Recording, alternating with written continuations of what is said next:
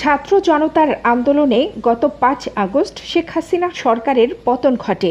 পদত্যাগ করে তিনি দেশ ছেড়ে ভারতে আশ্রয় নেন। সেখানেই অবস্থান করছেন শেখ হাসিনা। এরপর থেকে সোশ্যাল মিডিয়ায় তার ছেলে সজীব ওয়াজেদ জয় একের পর এক ভিডিও বার্তা ছাড়তে থাকেন। স্বাধীন করেছে, আওয়ামী লীগকে শেষ করা সম্ভব না।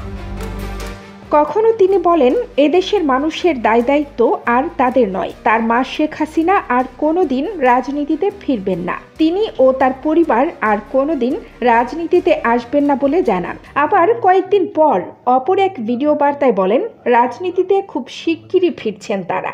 আবার নিজেও এখন থেকে রাজনীতিতে সক্রিয় হবেন বলে জানান জয়।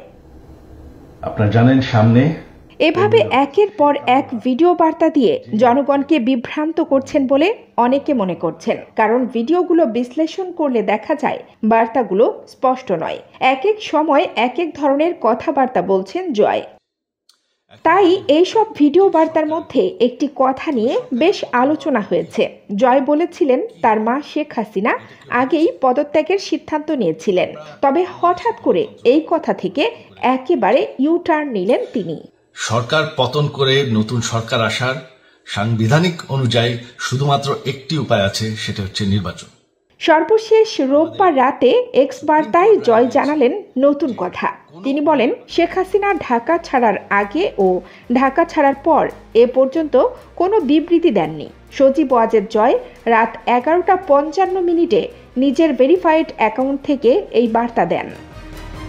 তিনি লিখেছেন মায়ের পদত্যাগের বিষয়ে একটি বিবৃতি এক সংবাদপত্রে প্রকাশ করা হয়েছে, যা পুরোপুরি মিথ্যা ও বানোয়াট। তিনি একটু আগে শেখ হাসিনার সঙ্গে কথা বলে নিশ্চিত হয়েছেন তিনি ঢাকা ছাড়ার আগে বা ঢাকা ছাড়ার পরে এ পর্যন্ত কোনো বিবৃতি দেননি। এদিকে সদ্য সাবেক প্রধানমন্ত্রী ও আওয়ামী লীগ সভাপতি শেখ হাসিনার ছেলে সজীব ওয়াজেদ জয় 15ই আগস্ট উপলক্ষে আরেকটি ভিডিও বার্তা দিয়েছেন। রোববার রাতে সামাজিক যোগাযোগ মাধ্যম ফেসবুকে ভিডিও বার্তাটি দেন জয়।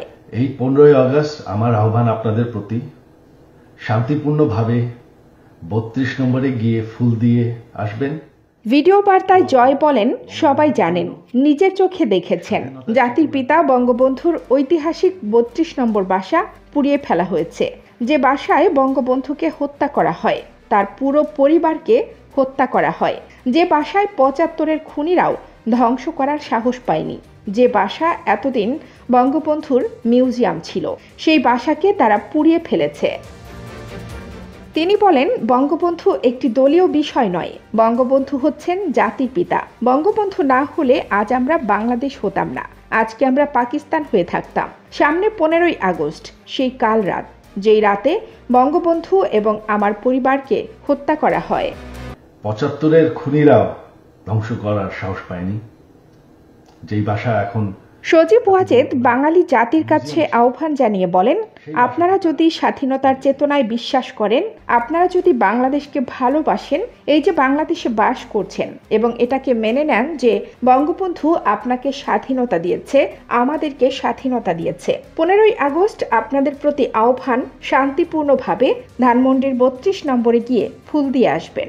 দোয়া করবেন বঙ্গবন্ধুর জন্য, স্বাধীনতার চেতনার জন্য, আমার পরিবারের জন্য। এই হলো আপনাদের প্রতি আমার আহ্বান।